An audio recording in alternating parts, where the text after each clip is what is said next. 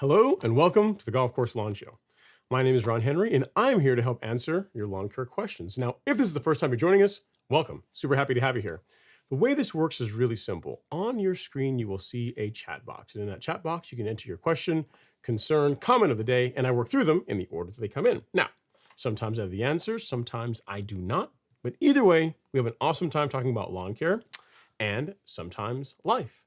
Well, guys, gals, we are into October. It is crazy how quickly 2025 is running away from us. We're in the last quarter of 2025, well into fall. And it's been a fun and interesting year. You know, 'tis the season for pre-emergent, for soil testing, for getting your lawn ready for next year to win. And yeah, we can talk about your questions, projects. We got some cool stuff to show tonight. Robert has graced us with some updated pictures of his lawn, which I'll be sharing here in a little bit, as well as some projects that some folks are doing. But as always, you know, it's all about you guys. We're going to dig into your questions, projects that you have going on, and we'll see how we can help you create a lawn that your neighbors are absolutely going to envy. As always, we're coming to you live on YouTube as our primary platform, but you can also watch the show on Instagram, Facebook, or Twitter. So whichever way suits you best, feel free to participate. And again, we work through the questions in the order they come in. If you feel like contributing to the show and supporting us directly, we have a Cash App link that you can make use of there. And if I see that come in, not only will you be recognized as a show sponsor, but I will also jump to your question ahead of the others. All right. With all that jibber jabber behind us, let's jump into the first question. We got Mr. Buddy Brown up first. He says, I applied Prodiamine 65 at 0.4 ounces per thousand rate early September in Bermuda. I like it. Can I do another app at 0.4 in December and granular dithiopyr in the spring, end of February? If yes, what rate for dithiopyr in the spring? Okay, so first of all, Buddy Brown, I like your program. If you're not using a product like Spectacle Flow for your pre-emergent in the fall, a couple applications spaced of Prodiamine is a good way to, you know, try and extend that coverage as much as possible and keep as much cool season weeds out of your lawn as you can. The rates look good. And as far as your plan for also going to dithiopare in late February, early March, I like it.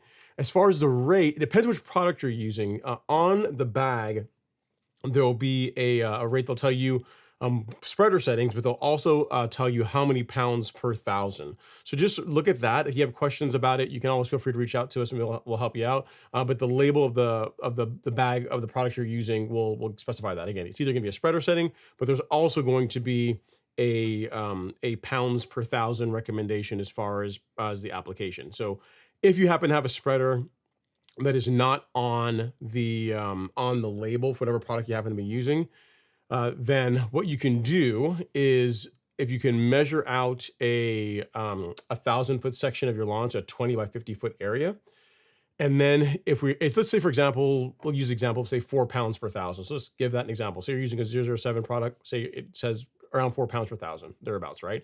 What I would do is I would weigh out 6 pounds, so a couple pounds more, add the 6 pounds to the hopper of your spreader, open the spreader about a third open. If you're just assuming that a couple of things. One, there's not a spreader rate on the bag, and you can't find a conversion chart for to map one of the spreader settings that are on the bag to the one that you happen to have. So assuming that all of that is not there, what you can do is you can try this. Again, put 6 pounds in. Our goal is to put out 4 pounds over 1,000 square feet, measure out a 20 by 50-foot section, open up the hopper about a third of the way. So not quite half, about a third of the way is a good starting point. And then walk that 20 by 50-foot section. When you get to the end of it, you should hopefully still have product or a little bit left in the hopper, and weigh that. If you've got 4 pounds left, then you're putting it out way too light, right? You put out 2 pounds, which is not enough. If you have 1 pound left, then you went a little bit heavy. So you can use this as a way to like build a calibration that's correct for your spreader, for your walking pace, assuming that, again, all these things that I'm talking about, where there's not a setting already on the bag and there's not a conversion chart. So that, just start with a third, put a known quantity in, and then weigh the delta when you're done. So you go and you walk the area, weigh what's left. And if you, again, I'm just giving you an example of, say the rate you're supposed to do is 4 pounds per thousand. If there's 2 pounds left, spot on. All right. So hopefully that helps. I like your program. I like that you're thinking ahead as far as your pre-emergent program goes. Pre-emergent is literally one of the best investments you can make in managing weed pressure in your lawn. So the fact that you're doing it in the fall, and then you're also planning already for the springtime, is it's a great idea. All right. Next up, we got Mr. Robert Rainey. He says, just wanted to make sure that Ron and Devin are good terms after the big football game last weekend. There's a football game last weekend? What happened last weekend? Oh, you're talking about oh yeah. The Dogs in Alabama. I mean, it was a good game. Listen, you got to give credit where it's due. Alabama played a better game than Georgia. I mean, even at home, you think Georgia at home, that shouldn't really happen. But I mean, they played a better game, hence they won. Perhaps we'll meet them again at some point during the season, and maybe the outcome will be different. But it was a good game. Congrats to them for playing well. How did FSU do? I know that's your team, so I'm not sure how FSU did. Hopefully they won. All right, next up, we got Mr. Ahmad Jones. Says, good evening. What's going on, Ahmad? Hopefully you're doing well, sir. And actually, before we move on to Ahmad, I forgot. We had Robert. He asked about football. That kind of distracted me. He also sent us some pictures of his lawn. So now, Robert is, it's kind of crazy. He lives in Alabama, but Alabama's not his team. Don't know how that happens. I'm surprised to let you say in the state. If that's the case, I figure you have to be a Crimson Tide fan. At any rate, he has a Bermuda lawn that during the fall, winter, and early spring months masquerades as a ryegrass lawn. So it's been 33 days, I think is what he told me in the email, that since he's overseeded it. So he took his Bermuda grass, scalped it super short, overseeded with a lot of ryegrass. He's been mowing it quite well. It's a little bit over a month old, and this is the result. So not only did my man do checkerboards, but if you look closely from the angle at which you took the picture, you can see some diagonal stripes. So he's just showing off now. So you got the heavy stripes going away from us, the ones going 90 degrees, so the nice checkerboard pattern. But again, it's kind of faint, but if you look closely, you can see it literally from the angle that we're looking at towards his house. You can also see some diagonals in there, and that ryegrass looks absolutely spectacular. What he's super happy about when it comes to this is that the lawn in his area, at least in the Southeast as well too, we haven't been getting a ton of rain. And even without a ton of rain, the color of the lawn is awesome. So I can't imagine that once we get some rain a little bit later on in the season, how it's going to look. So great job, Robert. Awesome job with the lawn. And keep us posted as far as how it keeps going. This looks good, guys, but I'm telling you, this is not even 100%. Like, it's going to get better than that. The color, the greens can get even deeper once we get some rain. We get a little bit further into the season. But for a month in, not bad. All right, next up, we have Jerome. He has a question. He says, when is it safe to apply some more Bermuda seeds? Okay. A little more context. He says, hey, Ron, I seeded 9/4/25, September 4th, 2025, or April 2020. I'm not sure which one you're doing. I'm going to say September. So September 4th, 2025. But I guess no signs of until now. And I applied glyphosate before seeding.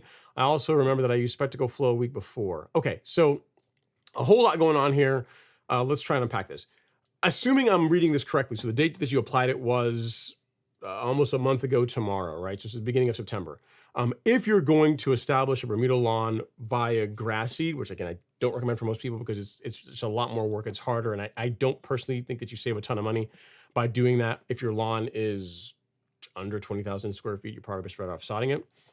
But assuming that you did it in the beginning of September, it's not the best time of year to seed Bermuda, because remember, when you're seeding Bermuda versus sodding, you want to give the grass as much season, as much time as possible to grow strong roots, to get established before the cooler weather hits. So in most cases, if you're going to try and grow a Bermuda lawn from seed, I'd really recommend doing it in the late spring, early summer. So really late April, early May is around the time when you'd want to seed a Bermuda lawn. If you're doing a renovation, you just decide you're going to play the game on hard mode, then that's when you'd really want to do it. By doing it in September, you're not really giving yourself a whole lot of time for the lawn to establish again before temperatures really get cold, and you may lose some of it due to winter damage.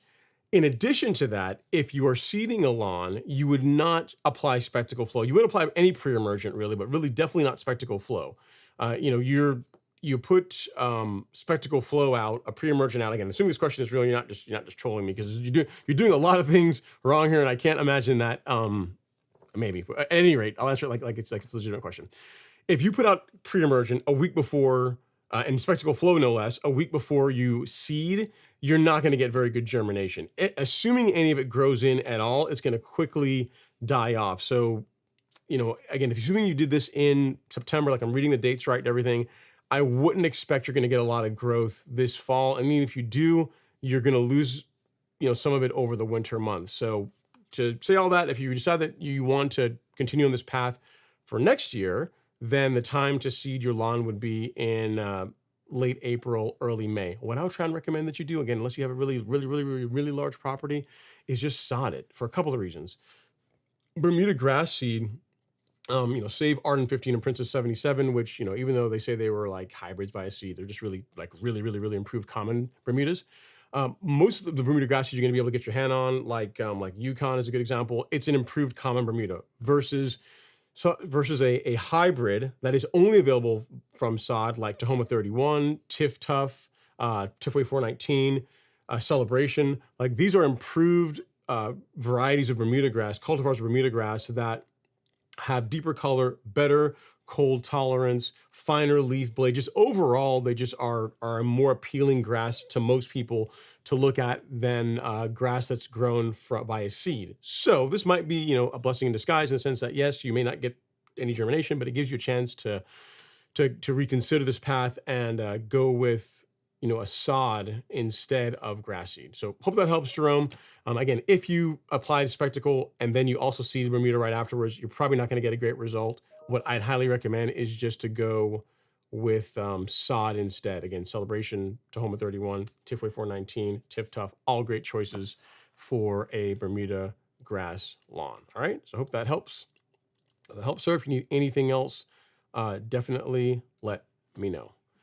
All right, next up we got Jackie Berry. Says, have an excellent stream, brother. I appreciate that, Jackie. Thanks so much. Hopefully you're doing well, sir. And then next up we got Mr. J. Rose. He says, good evening, Ron and Lawn Peeps. What's up, Jay? So Jay is doing a renovation.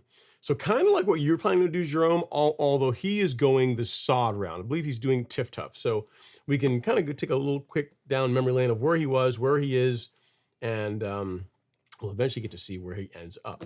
All right, so this is what his lawn looked like before. Shock, horror, there's a tree in the middle of the lawn, not looking its best. I mean, it's kind of salad bowl-y looking, not great.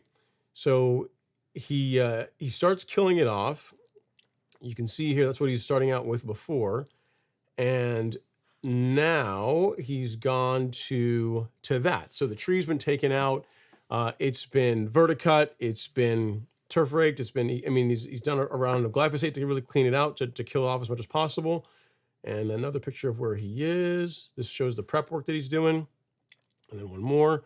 And the plan is to sod that lawn with Tiff Tough. Now, the benefit of doing that is that you can do that now if you wanted to. Like my lawn, it was sodded in December, like really one of the coldest times of year. It was sodded and it was absolutely fine. So in his case, he wants to sod in October, early October. Personally, for me, again, I would lean towards, if you can, doing a renovation, any kind of sodding work, definitely seeding work in the spring. But with Bermuda, with sod, you're going to be fine to get it established if you get it down now, right before it gets too cold. It'll grow in just fine. So keep us posted, Jay. That's all I can show you guys so far. Again, he's showed where it was, the kill off, the prep work where he is, and I guess the next set of pictures he'll send to us at some point will be the sod when that goes in. So all I would tell you, Jay, is to water it adequately. I would also recommend putting out a fungicide because you're going to be watering the lawn quite a bit. I mean, unless you're getting rain where you are, and you want to do everything you can to minimize the chances of disease. And then as soon as you're starting to see new growth, put a mower on it. Like most people wait too long to begin mowing a newly sodded lawn, and that just kind of helps jumpstart the lawn establishing and rooting in. Like one of the biggest reasons why, in my opinion, why my zoysia did so well this season is at, I want to say day 12. By day 12, I was real mowing it. I had a mower on it. So once it's tacked down, your lawn looks fairly flat, so you don't have to worry about it shifting around too much. Get out there and start mowing, and it's going to really help the lawn to come in nicely. All right. So we'll look out for more pictures as you continue to work on your project.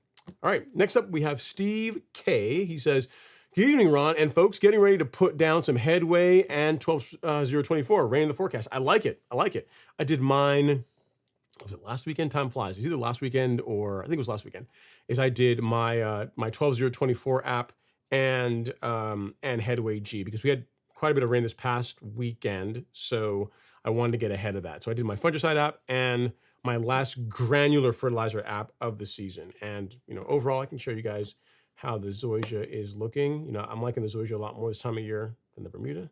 So this is a picture of how it looks. This was taken literally right before the show. This picture is an hour and change old, not that old. And then for those of you guys that like video, you can see how it looks. I cut it yesterday, double cut it, and you can see the area that it was filling in, because zoysia takes its sweet time with sand, is filling in quite nicely, almost 100% there. Almost 100% there. The vanity strip is still growing in. It's not 100% yet, but it's still coming in, and we'll just be patient. For any of you guys that are asking height of cut, like what I've got this set to, the mower is set to 3/4 of an inch, so 0.75 inches. If you wonder what that looks like, you can see right there. There's my finger. There's the lawn. That's what it looks like, whenever you are sticking your finger in it. So even though the mower is set to a 0.75 bench height, on the slope, it cuts a touch lower, and overall, I'm pretty happy with that. Looks pretty solid. So again, hopefully you guys are enjoying it. Again, the lawn's looking pretty nice again, given that this is in October. You know what I mean? So it's just holding its color pretty well. All right. Okay. Next up, we have Jay Rose says, "LOL, Robert brought up the game really quick." Robert's one of these instigators, man. He didn't even like Alabama. Alabama's not in his team. He's like, I'm just, you know what it is? He's like one of those guys in the schoolyard, be like, he'd be the instigator between two people saying like, "Hey man, so-and-so, I mean, he said his lawn's way better than yours, man. I don't personally agree, but I think that, you can't just let him talk to you like that." That's Robert. He doesn't even like either team. Doesn't like Georgia. Doesn't really like Alabama. He's an FSU fan, a Seminoles fan of all people, of all things, for living in Alabama. But yet he's in there trying to start drama. Not nice, not nice, but hey, I would expect nothing less. All right, Mr. Tom Hoffenkamp has entered the chat. He says, "Good Friday, Ron and all. Hoping your lawns are green and your boots stained and your flip-flop is full of fertilizer and pre-emergent." I like it.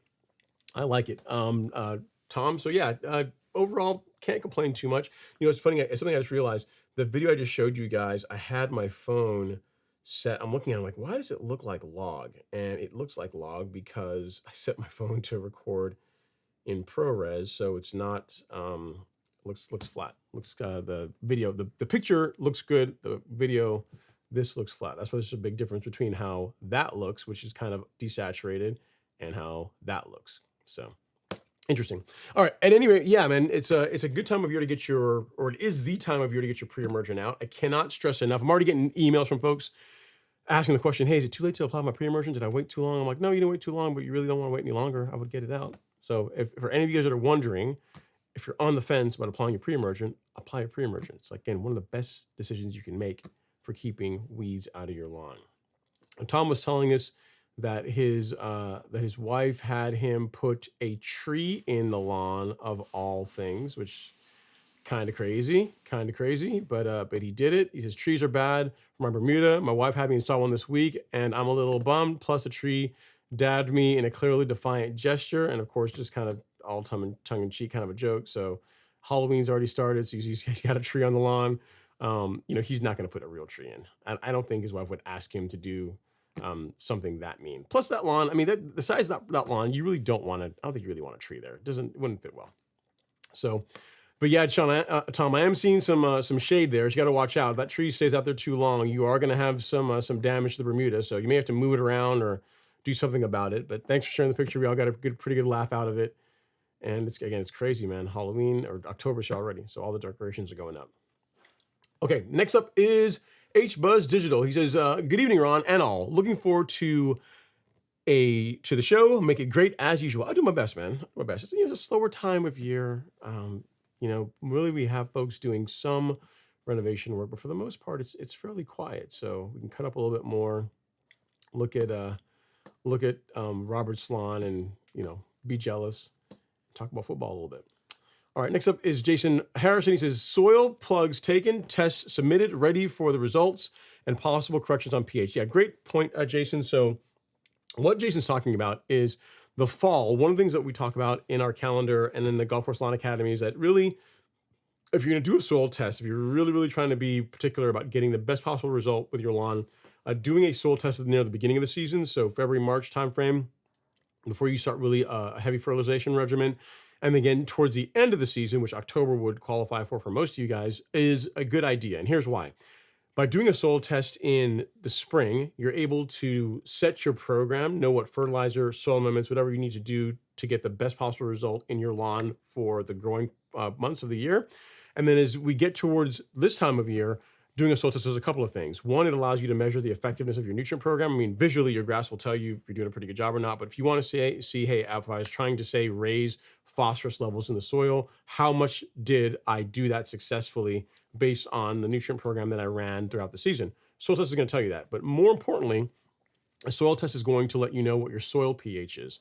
Soil pH is a measure of like whether it's a measure of whether of acidity or alkalinity in the soil. For turf grass, most turf grasses do best when the pH is in the 6s. So between 6 and 7 is where most turf grasses thrive. And the reason why this is important is that if you start getting a soil that's too acidic, so your pH gets into the 5s or much lower than that, or you get into, it gets more alkaline where it gets 7.2 and higher, and then what you start having is you'll go out there and you'll be fertilizing your lawn, but the availability of the nutrients that you're putting into the soil are not going to be in a form that's going to be easily available for the grass for uptake. Whereas if you apply it when your soil pH is in the mid 6s, that's like the Goldilocks zone. For the most part, your grass is going to be able to take advantage of pretty much anything that you put into the soil. So especially as far as like micronutrients, which you get into to applications of like micronutrients like iron If you get your soil to be too alkaline towards, again, the sevens and higher, then that's where you start really having issues where if you're relying on iron in granular form, which is not necessarily the best way, in my opinion, to apply iron, but if you're going to go out and do that, you really want your pH to be in the sixes. And when in those cases, why this is still important is, let's say you had a soil that was highly alkaline, so say 7.5 or higher, so fairly alkaline soil.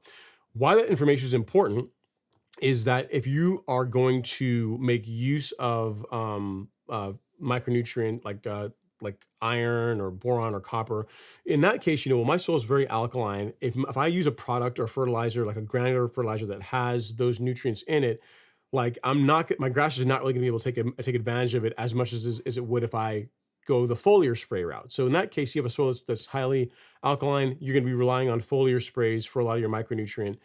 So it's just good data to have to help tailor your program based on where your soil is. And also knowing where you are now gives you time to apply amendments to help correct and help move that pH again into that Goldilocks zone between 6 and 7. So good job, Jason. You kind of just teed it up for me to be able to talk about the importance of soil testing.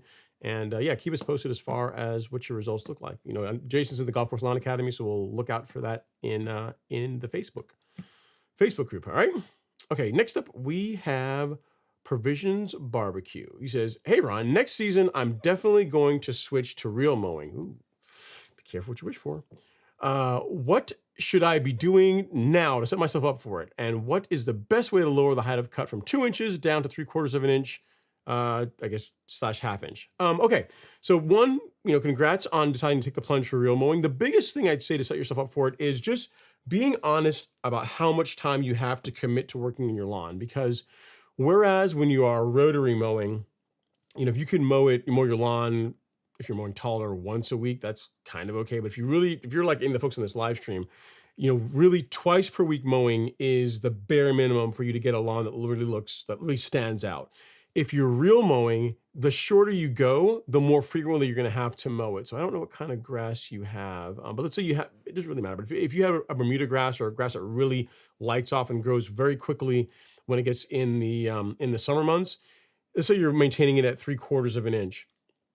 Between March and say late May into maybe the first or second week of June, you'll be able to get by with mowing, say 3 times per week, thereabouts, really to keep it looking nice, right?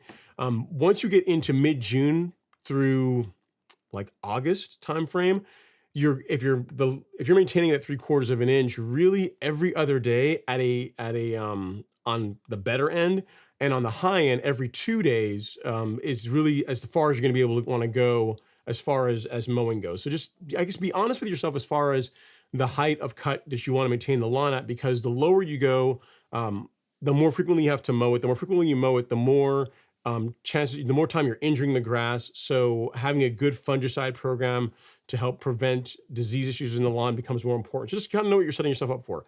Personally, I think that 3/4 of an inch for most people is an ideal height of cut to run your lawn at. You get great stripes, good color. You're not mowing so low that real mowing begins to really mess up your life to where you have to start planning family events and vacations around it. So, I'd say 3/4 of an inch personally is where I would tell you to go. Now, the second part of your question is how to go from 2 inches down to 3/4 of an inch. If you're going to be real mowing next season, what you can do is you can just scalp. I'm guessing you have Bermuda, right? But if you're going to go from 2 inches down to 3/4 of an inch, the lawn is going to go dormant here within the next month or two. In the springtime, when you decide you're going to start getting the lawn ready to go for the 2026 season, you can go through a couple of rounds of scalping to bring the height of cut down. I don't know. I'd go from like 2 inches down to 5/8 to 3/4 of an inch all in one go. You might in early February do one scalp and take it down to say an inch or so from 2 inches, which is going to be, I'm not sure how big your property is, but that's going to produce a lot of material. You don't really realize it, but like going from cutting off an inch of grass, scalping an inch of grass off is a lot of material. And you don't want to cut that and throw it back in the lawn. You want to cut it, capture it, and get it out. So if you break it up into a couple of sessions, for most people going from 2 inches to an inch, and then when you get into say late February, early March, another scalp where you go from an inch to just under the height of cut where you intend to maintain it. So if you say you're planning on maintaining the lawn at 3/4 of an inch, you'd want to scalp down to say 1/2 an inch and then let it grow into the height of cut where you intend to maintain it throughout the season. That's how I would go about it. I mean, there's nothing that says you can't do it all in one go, but it's just a lot of work. Like going from 2 inches to 1/2 an inch it's a lot of material to take out all in one time. So if you break it up a couple of times beginning in February, I wouldn't do it now in February, then you can, you'll be setting yourself up for success for the 2026 season. So you sent pictures of your lawn. What it looks like? What is that? Looks, that's not Bermuda. It looks like zoysia perhaps, or some other, I'm not sure what kind of grass you're working with, Thomas. All right, well, I'll show the picture of, show these folks both of these. All right, so picture 1, and then picture 2, Thomas, 1, and the other 1 and 2. Okay, so yeah, it looks zoysia-esque, but at any rate, this is what you're working with right now. Picture 1, again, color looks great, grass looks really nice, and then picture 2, picture next. Yeah, again, if you're going to cut that down, take it down. I would still break it up. I'd break it up in over a couple of sessions. It's going to be a lot of material to get rid of. Again, the color of the lawn looks really nice now, and frankly, why I wouldn't do it now, because it looks nice. You'll be able to hold on to that green for a little bit longer as the season begins to fall off, and then just start next year. I wouldn't do it. I wouldn't do it now. Outside of what what I was talking about as far as mowing practices and then transitioning from 2 inches down to maintaining the lawn at 3/4 of an inch, what I would suggest between now and then is get a soil test done if you haven't done one as yet. Again, for the same reasons that I was just talking about from Jason's comment, it's a good way to if you need any kind of amendments, to say your soil is more acidic, you need to do a lime app. Now's a great time to do that because it gives it adequate time for that lime to react with the soil, bring the pH up into the ideal zone. So those are the kinds of things you can do like leading up to next year. But yeah, man, congrats on deciding to take the plunge to real mow. It makes a big difference. I mean, zoysia real mowed is a beautiful, beautiful, beautiful thing. Like this is, again, it's my front lawn. That's zoysia with the mower set to 3/4 of an inch. And it's the only kind of mower that's ever been on this lawn is a real mower. It's never been rotary mowed. It's been real mowed ever since it was installed. 6 months now? So it's installed April, so May, June, July, August, September, October. Yeah, so it's 6 months old. Actually, yeah, yesterday, 6 months old. So yeah, overall, not bad for a brand new zoysia lawn. All right, next up we got Jackie Bickley. Says, good evening. What's going on, Jackie? Hopefully you're doing well. Thanks for stopping by to say hello. If you need anything, feel free to reach out to us. And then next up, okay, I'm sorry, it's KBG, Kentucky Bluegrass. She says, I'm in New Jersey, Kentucky Bluegrass, praying of ryegrass. 2 of 2. Okay, at any rate, I would still wait until springtime. I will still wait till springtime. I mean, if you want to do it now, but I'd wait until next year, because you said you're planning on doing unreal. You don't have the real mower yet. Let me read your comment again.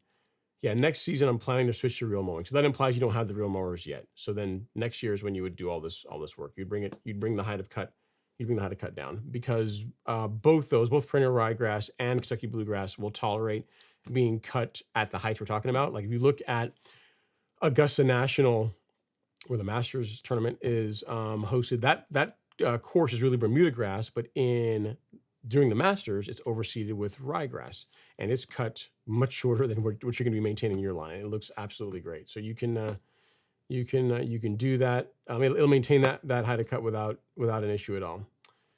Keep us posted as far as how it does provisions, or Thomas. Okay, next up we have Michael Coulthard. Michael Coulthard, he says, new lawn, poor install of zoysia, lots of work. Appreciate your guidance. Okay. I feel like manually aerating the lawn and pulling weeds. I think I have all of them. Okay, so you said you have a new lawn. The install was not done properly. It was zoysia. It's hard to say. When you say it was a bad install, what does it mean? It's like really lumpy, or it didn't grow in evenly. They left patches. It's hard to know what you mean by a poor install.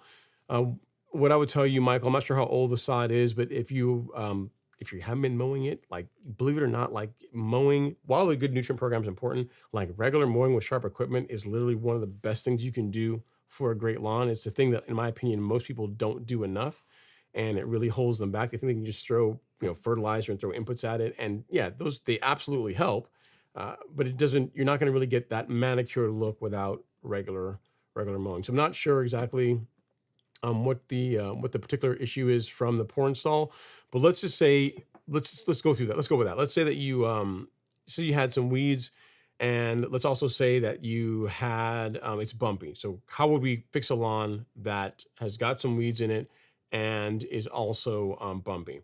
This time of year for zoysia, I really wouldn't recommend top dressing it. We're getting into the time of the season where zoysia is going to start going dormant. So top dressing, in my opinion, would be off the table for this season. As far as controlling the weeds, again, I don't know how old your lawn is, but if you can either pull the weeds like you've been doing, or you can use an appropriate selective herbicide that targets the weeds that you're trying to control. So an example, there's two main herbicides that I recommend probably more than anything else for warm season turf grass, and they are Celsius, which is your broadleaf herbicide. So spurge, clover, a host of other weeds this will take care of. Like Celsius controls over 150 weeds. And it's, as far as herbicides go, it's a very gentle herbicide in that it's very effective against the weeds while minimizing damage to your turf grass. So for broadleaf control, that's what I'd recommend. For sedge control, and do I have it? Yeah. For sedge control and POA annual control, so annual bluegrass control, what I would recommend is Certainty. So Certainty is, again, if you have a warm season lawn, both these are only warm season options. It controls pretty much all sedges, really good also against POA annua. And between Celsius and Certainty, you're going to be able to cover the majority of the weeds that you have in your lawn. The nice thing is both of these, neither of them have temperature restrictions, so you can spray them when temperatures are cooler. You can also spray them when it's hotter in the summer with, again, very little chance of you injuring your lawn. The only other herbicide you may consider adding to the mix is some type of quinclorac product, assuming you got a lot of crabgrass in your lawn, which, again, if you're doing a lot of what I recommend, which is good pre-emergent program, regular mowing, you really shouldn't be fighting a ton of weeds. But if you happen to have a situation where you have quite a bit of weeds in your lawn, then quinclorac would be another option. I don't think I have, yeah. So there's a ton of different products. This is one that we've been carrying because Drive is sold out, called Quintessential. This is like another version of Drive Accelerate. And this is the only other thing that I'd say you need. Between those, you're going to be pretty much covered for knocking out weeds in your lawn, both now, springtime, summertime. As far as if, again, with the pour install, the lawn's bumpy, what I would say is top dressing will help alleviate that. So by top dressing, I mean you're going to spread a thin layer, and by thin, I mean a quarter to half an inch of sand and or compost over your lawn. That's going to help smooth out a lot of those bumpy areas, which is aesthetically going to be a lot nicer. It's going to look more like a golf course. And then if you are mowing shorter, it's going to allow you to mow the lawn shorter without scalping. So between controlling the weeds, doing a good top dress, that's gonna put you in a really good position to have a great looking lawn, assuming you're mowing properly and you're mowing. Sorry, as long as assuming you're mowing properly and you're feeding the lawn well. So if you want like a program you can look at to kind of build something out for next season, depending on where you are, on the Golf Course Lawn Store, we have a calendar, which is here. If you go to resources, I'll show you. So if you get the Golf Course Lawn Store, it'll look like this. And then if you go to resources and then lawn care schedule, and then click on the month by month applications calendar, which is item number 5 in the table of contents. Literally, it breaks down from February all the way through November, like products that we recommend that you'd apply. It gives a little bit of explanation around them. In some situations where you need to understand the why, there's blog posts linked and that type of thing. But as you can tell, for this time of year, we're into October. The thing it talks about is consistent mowing, a good granular fertilizer that's high in potassium to help close out the season, do a fungicide app, and it pretty much breaks it down month by month what you can be doing in your lawn. So I'll send this to you I'll message it to you over the live stream, so you'll be able to take a look at it. But this is what I'd recommend in addition to the herbicides that I already spoke about to help you get your zoysia lawn under control. Again, where you are now, I mean, don't sweat it. Any lawn can get better with a good program and consistency. So just just if you know you're not necessarily where you might want to be just yet, it can and will get better if you are consistent. All right. So if you look, that's the wrong Michael. I did Michael Thomason. Need a different Michael. At Michael Coulthard. No relation to the F1 guy. No relation to David Coulthard. All right. So there you go, sir. Hopefully that helps. If you need anything else, let me know. All right. Next up, we got Oliver. Oliver Ridham is in the live stream. He says, "Happy Friday, Lawn Dominators. I plan to use Clary's 336F for my fall preventive fungicide. Should it be applied with a flood jet or foliar? Have a good stream, sir." I would do flood jet. That would be my recommendation, Oliver. You're gonna be watering it in after application. You're doing this largely preventatively, so I would spray it and then water it in. So I'd recommend. It's a good question. Good question, Oliver. So how's your lawn looking, man? I know you got the new Rockstar Baller piece of equipment there in the Greens Master. We haven't seen any updates as far as how the lawn is coming along. So giving this Bermuda, I imagine, starting to go dormant. But I mean, if you want to send us a picture, we will happily show it off to everybody. They can see what you are working with. All right. All right. Next up is Jay Rose. He says, "My dirt after Robert's lawn."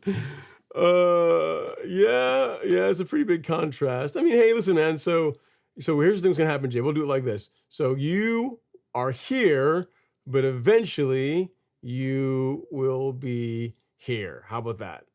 That's our goal. So from this to that, that's our lawn goal, right? For your renovation project. All right. Okay, next up is Provisions Barbecue. He says, "I have some spots in my lawn that kind of look like overcrowding. I'm not sure. Also looks like possible deficiency, but I think it's more an overcrowding issue. I aerated those spots. One of two. It just appears light, thinner, not thriving at all." Also on pictures. Yeah, so okay, so that's what the pictures were. So I mean, here's the thing. If you can lightly thin out the lawn, so if you want to turf rake, because your lawn, again, the color of it looks really nice to me. I mean, it looks like it's doing, where's your pictures right there? Yeah, I mean, I see the lighter patch there in the middle, in the frame. If you want to gently thin it out with a light, keyword light turf rake, that would be okay. I'm also looking here at the picture. I mean, there's also a bit of discoloration on those leaves, Thomas. I'm not sure what's going on with just that little area, because the rest of it looks pretty good. But yeah, what I'd say is a light turf rake, lightly thin it out. That's something you can do. I wouldn't be too aggressive. And again, keep up with your mowing. You're only showing us like really close up pictures. It'd be nice to see like a wider shot to see how the lawn looks on a whole. But because even at 2 inches, it looks like I'm not sure if this is 2 inch height of cut. It looks actually maybe a little bit taller than that. But it'd be nice to see what the lawn looks like stepped back, not like punched in on it. All right. Okay. Next up, we have Michael Thomason. He says, "Evening, Ron. Thanks for the assist with getting Pillar SC. My question is, which of the liquids do you use surfactant to apply?" Oh, so great question. Okay. So surfactant is typically used with herbicides more than any other product that you apply to your lawn, typically with post-emergent herbicides. So the idea behind a spreader sticker like this, like the one that we carry, but there's tons of different options, is that it helps the herbicide to stick to the leaf of the plant that you are targeting, and it also helps it spread evenly. Because you think about it, like most post-emergent herbicides work via foliar uptake. So the more of the leaf, the more of the skin of the plant that you can cover, the more uptake, the better control you get. On this topic, Michael, and I promise you guys that I didn't queue up Michael to ask this question, but not just a couple of weeks ago, we did a blog post. I can show real quick. I can share with you really quickly here. If you go to resources and blog, and you scroll down, you'll see this is in August, so a little over a month ago. Time flies, like I said. All about surfactant. So the question you had, like, when would you use surfactant? What's the benefit of it? What's when would you not use it? How they work? Like all of that is spelled out in detail in this blog post, which I will link to you in the chat here shortly. But the long and short of it is with herbicides. You wouldn't use it with fungicides. You wouldn't use it with most fertilizers. With most of the modern fertilizers are designed for foliar uptake. Like any of the ones that we carry, you really don't want to use surfactant with you really want to use surfactant with them. The again herbicides primarily is when and where they're used. The only other scenario I could see is to say you're dealing with if you had disease in your lawn that if you're spraying a fungicide and you're not watering it in, so one where you are you're you're treating more the foliar than you are the soil. In that case, an argument can be made for using a fungicide in that. I'm sorry, using a surfactant possibly there, but in most cases I don't really recommend it to most people. I don't with fertilizers, definitely not, because especially if you do it during warmer times of the year, you increase the likelihood that you can cause injury or damage.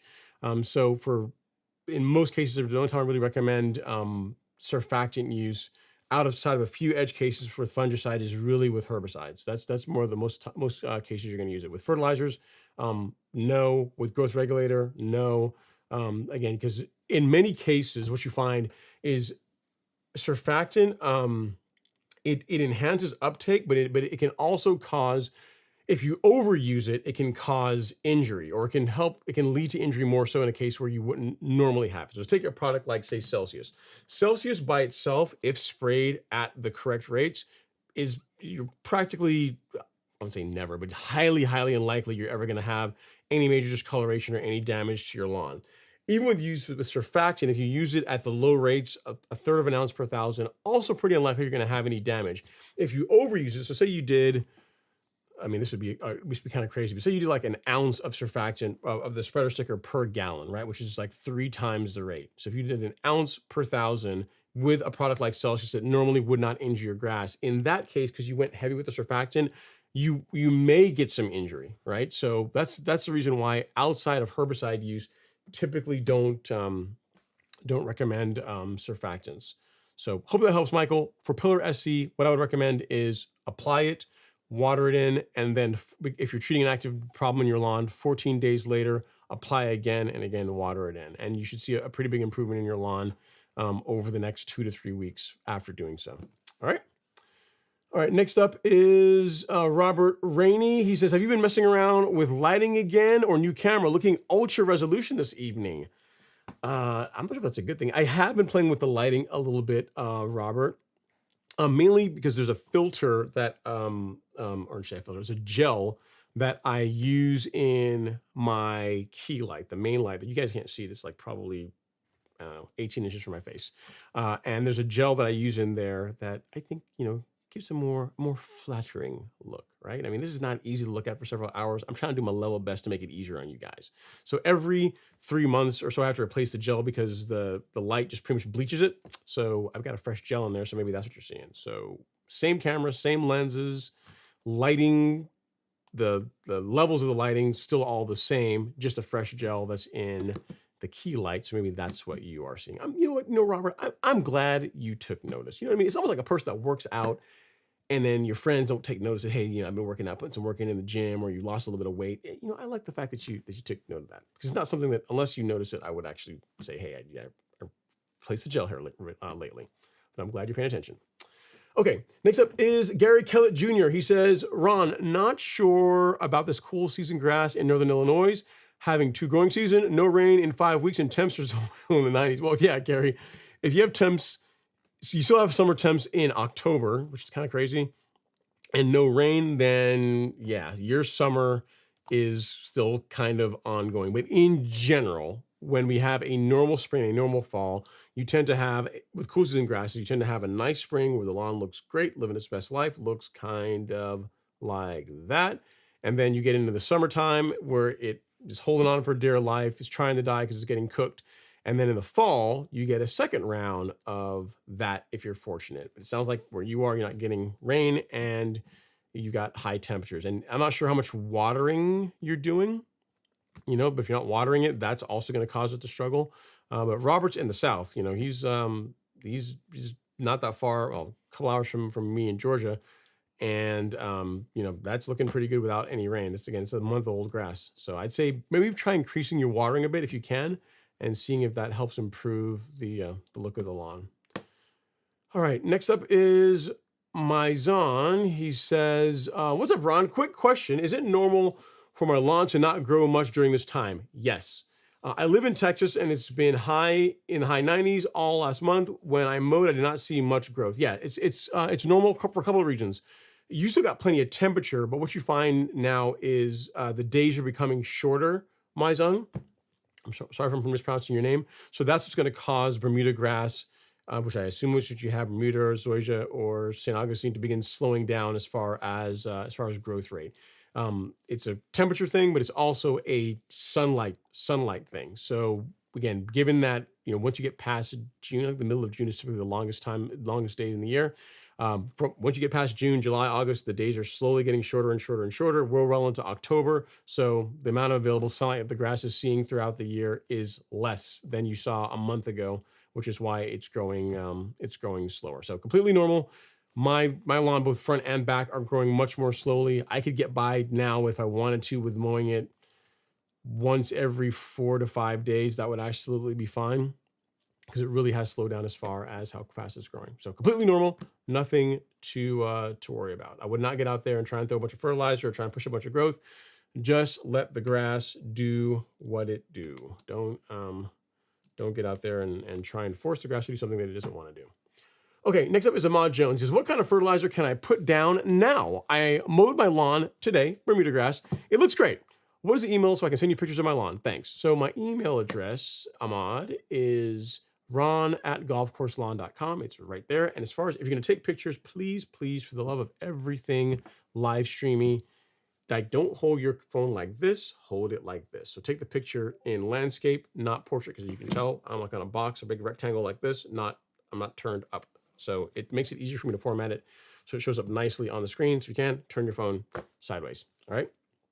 Only small request. As far as fertilizer, what I'd be applying this time of year, again, your soil test will tell you whether or not you need a fertilizer with phosphorus in it or not. If you don't, what I would be applying is a fertilizer that's higher in potassium. So what that sounds like in plain speak is, if you go to the golf course lawn store, you go to lawn fertilizer.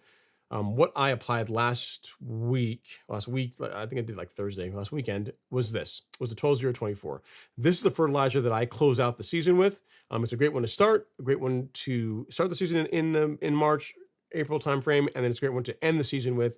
Now, if you have a warm season lawn, if you have a cool season lawn, it's a good choice for a fertilizer that you can use during the, assuming you're going to fertilize during summer months. This is a good choice. It's fairly low in nitrogen, and the nitrogen that's in it, a large percentage of it is slower release, so it's not going to push a bunch of fast growth if you apply it during the summer on a cool season lawn. And in the fall, it's not going to push a bunch of growth on a Bermuda or Zoysia lawn. So to answer your question, this is what I applied to my lawn a week or so ago. This is what I'd say. All right, so that would be a good choice. I'll send you a link to it here, Ahmad, so you can find that. And that's what I would go with. The biggest thing, man, just keep up with your mowing. If you're still mowing it, the color still looks great. Just keep doing that. Keep having fun with it. Keep taking care of the lawns. Mowing is the best thing I can tell you to do this time of year. Don't try and push a bunch of growth. Don't throw a lot of heavy nitrogen applications at it. You're just going to create headaches for yourself next year if you do that. And this is the surfactant blog. I realized I didn't link it for the person that asked the question. All right. So hope that helps, sir. If you need anything else, definitely let me know. It's a good question. Just enjoy the lawn. Enjoy the slower growth, and just realize that it's going to be checking out here soon. So enjoy it while you got it. All right. Next up is Michael Coulthard. Just send a picture, email sender, Big Mike Hale. I don't have anything from you. So either the picture that you sent was too large, or I'm not sure. I don't have anything that came across my email as yet, Michael. So let's see. Robert, I do have another picture from Robert. Let's see here. So I can share with you guys his another picture on his lawn. Let's see, day one. What is this that you sent, Robert? Oh man, woo!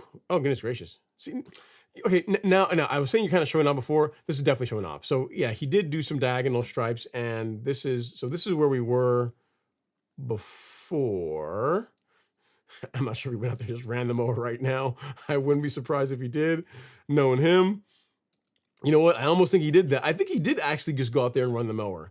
That's what I think is had happened, because I can see some shade from the tree that wasn't there before. So this is what it looked like, I guess, earlier today, and this is what it looked like after diagonal. I kind of like that look, Robert. That looks clean. I like that. Yeah. So it looks like you finished up with diagonal passes that are not. You didn't go double wide. Did you go double wides? It's hard, man. It's so hard to tell. It's looking. They're double wides. No, they're not. It's hard. No, they're not. They're not double wides. It's crazy visually. It's trippy to look. It's crazy to look at, man. That's wild. Yeah, it looks good, man. I like it. I like it. So yeah, this is his diagonal stripe action. Overall, really cool. I think there's another way to make a lawn look even cooler, but that's nice. So from that, which looks nice, to that, yeah, it looks like it's singles. It looks like it's singles on the diagonal. It's so hard to tell because there's so much going on there. All right. Thanks for sharing the picture, Robert. Lawn looks awesome. Next up, we have Darren Proctor. He says, good evening, Ron and everyone. Enjoying the Turf Talk. Thanks so much, Darren. Darren, I reached out to him the other day, or during the live stream, I think it was last week, when he shared the barbecue, his barbecue rig and the setup that he had. I'm sorry, I still have the picture here. And I said, yeah, man, how do you ensure that it's cooking properly and this, and that, and the other? And I got I got a long email saying, look, man, I'm a pro at this. You know you're into grass. I know I'm at barbecues. My equipment's calibrated all throughout it. The temperature is exactly the same. So I can use 100% of my barbecue pit. He gave me some options for smokers and all this jazz. So for any of you guys that know what I'm talking about, this is his rig. Where's the other picture? I mean, again, man put wheels on it, styling and profiling, and this is it doing the work a couple of weekends ago, stuff to capacity. And he assured me that all the ribs all throughout were all evenly cooked, because he's not a newbie and he knows what he's doing, and his grill is set up properly to do the job right. So thanks for sharing, Darren. If I ever decide to take up another hobby of grilling, you gave me some good options. So I'll definitely look into those. So again, appreciate the email and all the pictures that you shared. Okay, next up is Michael Whitson. He says, if you were to do a total renovation again for both the front and backyard, would you go with Zoysia or Bermuda? Just curious who you'd go with. Thanks. Man, it's hard to say. It's hard to say. I do like Zoysia. I do like it more than I thought I would. If I were gonna do, if I could just Thanos snap, right? If I could just go, boom, and just have what I wanted, I would do the front lawn. I would do in Zoysia. The swale area I would also do in Zoysia, and I'm kind of toying with the idea of doing that next year. We'll see. And the back lawn I would do in like Tahoma 31, because I still like Bermuda grass. I'd have Bermuda in the back and Zoysia in the front. I keep both of them. Keep both. So again, it's a lot of work. Probably, famous last words, probably not going to renovate the back lawn, because that's going to be a ton of work to get that back looking the way I'd want it to look. But the side and the swale area and then the vanity strip, I could see that in Zoysia. Like there's a possibility that could happen. We'll see. I really like how the front lawn turned out, and just give it a more balanced look. I could absolutely see extending the Zoysia to the left of the driveway. So again, it just looks a little bit more even. Yeah. So that's what I would say, Michael. Zoysia all in the front, and then Tahoma 31 or Celebration in the back would be my option. All right. Okay, next up we got Jason Carney. He says, go dogs. Hey, notice you stay with the same mowing patterns in the back and in the front. You recommend rotating mowing patterns, vertical, horizontal, diagonal. Curious as to why you don't. Thanks. Actually, I do, Jason. I do change my mowing patterns. I'll show you. If we look here really quickly, where is it? If you look carefully, I'm not sure I'm grading this picture, so if I can find a better picture. One that looks mow better. Let's let's look here if I can find one from that one is not. Oh yeah, this one you can see it more. So if you look, you can see that while the diagonal stripes are the most prominent ones, um, yeah, this is a good picture. This is from last week. While the diagonals are the most prominent, because I every time I finish mowing the lawn, I finish up that way. The um the I mow lengthwise on this. So if you look, you can tell that the lower part of the lawn I mow away from us, from where the camera is, and then the next stripe up I mow towards, and then back and forth all the way down. So when I double cut the lawn, if we'll use an example, if my iPad is the lawn, the front lawn, I will, if I decide I'm gonna double cut it, I'll cut this way first and then I'll finish up diagonally. So and because I mowed this way last, the diagonal stripes are the ones that are the most pronounced. But if you look carefully, you can see that that diagonal is that there's two different patterns in the front lawn. I did play with this year as well, mowing diagonally in the other direction. The challenge with that is if you, and it's kind of hard to make out here, but so I can look at it, show you on video. Well, no, this is a bad example. Where the shrub is, so I can just talk through it. Like while the slope looks even, as you go further away from us, it gets steeper if you are mowing diagonally in the opposite direction. So say if I'm mowing from the shrub towards us diagonally, like that area of the lawn, mowing that section is actually quite steep. Whereas mowing it this way, just from a safety standpoint, is easier, and like I'm not fighting the mower quite as much, which is why you'll notice that anytime you see pictures of the lawn, it's pretty much like this one way and then like this way, because going in this direction, it's quite a bit steeper running the mower up this way than it is mowing it this way, just the way the grade of the lawn is. So I do change the pattern on the back lawn. In years past, I used to mow in all four directions. So lengthwise, so quarter. So I'll use this as an example. I would mow like this, like this, like this, and then like this. Since I went to double wides, I like the checkerboard look, so I typically mow like this and like this. Next season, I might play and do some of what Robert's doing, right? Where I go this, and then maybe a diagonal. I'm not sure if I'll do all four of them, but the biggest thing I would say is you want to mow in at least two directions, and ideally ones that are 90 degrees to each other to get the best possible cut. With the front lawn, I get fairly close to that, and I'm mowing diagonal and I'm mowing lengthwise, so it's not quite 90 degrees, but overall the front lawn looks pretty good. And in the back lawn, I mow, again, a checkerboard, just visually, because I just like the appearance of it is why. All right, so it's not always the same pattern. It's not, the stripes are always the same, because whenever I mow, let's get here. If you look, we start at the upper part of the lawn, the first stripe going away from us is light, because that's the corner where I start, and then the next one coming towards us is dark. And I maintain that all throughout the lawn each time I mow it in that particular pattern. So in other words, the stripe that is light will pretty much always be light. The stripe that is dark will pretty much always be dark, because I run the mower the same way, because I like that burnt in look. But I do vary the mowing pattern every time I mow the lawn. All right, so hope that helps. It's just the diagonal ones just pop out more, because that's always the way that I finish up, because I just visually like the way that looks more. All right, so hope that helps. Okay, next up is Robert. He says, I think I cut like 4.5 times double wides today with mowing directions. I'll send a pic of me getting lost in the cut pattern before when I back to the pattern I sent earlier. Yeah, so okay, so this picture, I got you. So you're doing double wides in multiple directions, and then you got lost in this picture, which I can kind of see. I mean, it looks cool, but I'll be honest with you, Robert. I'm looking at this. I don't know if I could keep up with that. Like visually, it looks cool, but that's I won't say it's a nightmare to mow, but you just really got to stay on point as far as which way you're going with that. That would be a challenge to maintain that every time. Just looking at it, that's I can see where you got lost. All right, so just checkerboard. Checkerboard looks good. Checkerboard, a little bit of diamonds in there is also fine too. But I mean, that's a lot of work. It looks cool, but I don't know that I'd be able to do that every time I mow the lawn. Okay, next up is Just Relaxin'. He says, hey Ron, I have Bermuda here in South Carolina. Great choice. And I recently got my soil test done. I like to hear that. It's showing signs of high sulfur and magnesium. Why does that happen, and what can I do to control that?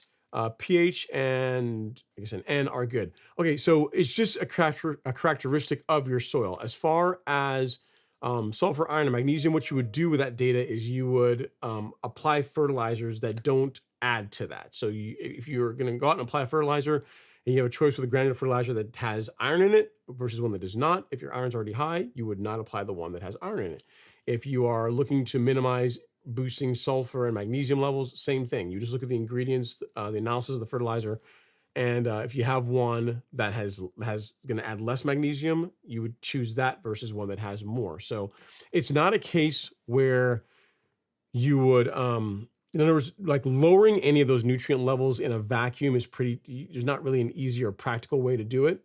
The way you would do it if you decide you want to try that is just start bagging your clippings, because that's going to you're basically pulling nutrient out of the lawn because you're not like mulching everything back in.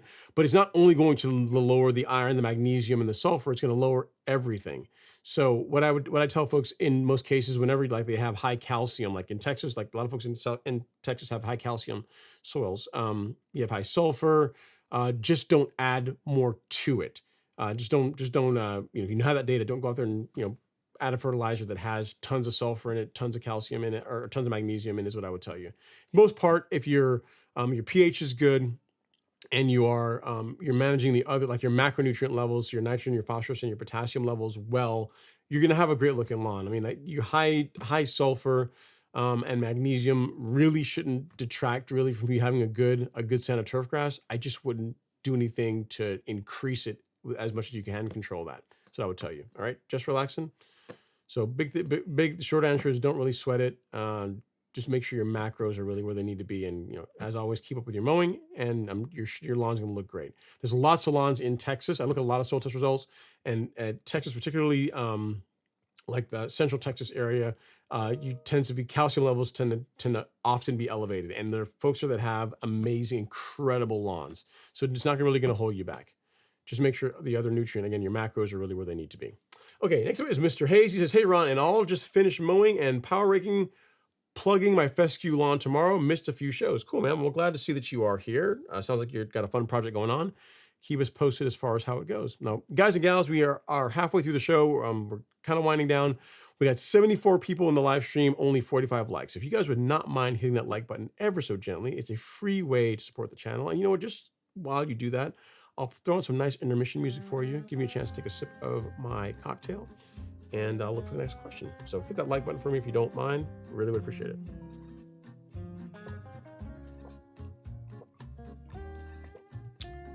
My juice is settling. I'm drinking this is watermelon, lime, ginger, and you can tell how it's all the good stuff is settling at the bottom. All right, let's look for our next comment.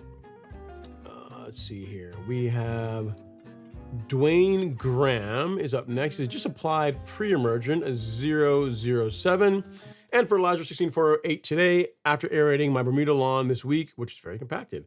When should I get my soil tested? Well, if you already applied fertilizer today and pre-emergent that also has potassium in it, I would give it 4 weeks. So we're in the beginning of October, end of October, early November is when I would look at doing a soil test. All right. And you said you also remove some thatch by raking. Yeah, sounds like a plan, man. Sounds good. Just give it 4 weeks or so before you go out and pull cores to send in for analysis. That's what I would tell you. All right, Brett Curran says, what should I use for my final fertilizer application? Should I continue applying fertilizer until it goes dormant, or should I stop now? You can do whatever you want to do. I can tell you what I do. So with my Bermuda lawn, and just kind of story time, I used to fight spring dead spot every spring. And the challenge you have with spring dead spot is you don't really see it until the spring. And once you see it, there's not a whole lot you really can do about it. Spring dead spot and other lawn diseases really can start now. So if you're heavily fertilizing the lawn, you're putting a lot of nitrogen into the soil in the late fall, that can create conditions where spring dead spot can begin manifesting itself in the springtime. So what I do is in October, the beginning of October, like now, I do my last granular fertilizer application of the season. And for that, I use a fertilizer that is lower in nitrogen. So I use a 12-0-24. This is what I roll with. I'll show you real quick here. If you go to shop and then lawn fertilizer, and this one. This is the fertilizer that I applied on my lawn last week. This is what I start the season with, and it's what I end the season with. And by applying it now in October, just trying to be ultra conservative, I also pair a fungicide app along with it. Between those two things, I've done this for a couple of years now, and it has dramatically reduced the amount of disease issues that I've had on my lawn in the springtime. So what I would tell you, with you having a I'm assuming your lawn is Bermuda or warm season grass type, I would recommend this. I'd recommend the 12-0-24, assuming you don't need a fertilizer with phosphorus in it. That's what I would go with this time of year. All right. So hope that helps, sir, Brett. And you have a follow-up. He says, also, I'm completely weed-free from Poa annua, thanks to Certainty from the Golf Course Lawn Store. Awesome, man. Glad to hear it. Glad to hear that Certainty's doing the business, knocking out that Poa annua. But here's the thing, though, man. Poa is pretty fairly resilient. It's probably going to come back. So if you have not applied pre-emergent, you want to do that. So glad to hear the lawn is looking good. Glad to hear we got the Poa under control. You have not won the bat. You've not won the war. You've only won this particular round, and it will come back if you have not applied pre-emergent. So the best pre-emergent, in my opinion, that you can use on a warm season lawn, so your Bermuda, Zoysia, St. Augustine, Centipede lawns, that is outstanding for keeping Poa annua out of it, is a pre-emergent called Spectacle Flow. This is what I would go with. This is what I use on my lawn. Not to beat a dead horse, but I've tried multiple different pre-emergents over the years for the fall, different combinations of pre-emergent, different rates, and Spectacle, by far, bar none, is the best. So which is why once I started using it, I just kept using it because it's like playing the game on easy mode. So yeah, the 12-0-24, Brett, is what I'd roll with for a fertilizer app to close out the season. As per our calendar, I'd also consider doing a preventative fungicide app in October. Again, just relatively cheap insurance to minimize the chances of you having disease problems in your lawn next year. And outside of that, just enjoy the time that it's the lawn slowing down and get ready for next year. Is what I would tell you. So this is the fertilizer that I'm using, that I'm recommending for folks for this time of year. All right. Next up is Mr. Hayes. He says, I'm also putting out biochar, some carbonized PNG. I like it. Or some kind of biochar product. Could be something else, I guess. Dimensions, granular, and granular fertilizer. Cool. So soil amendments, carbonized PNG would be a great choice. Dimension as your pre-emergent, and then a granular fertilizer.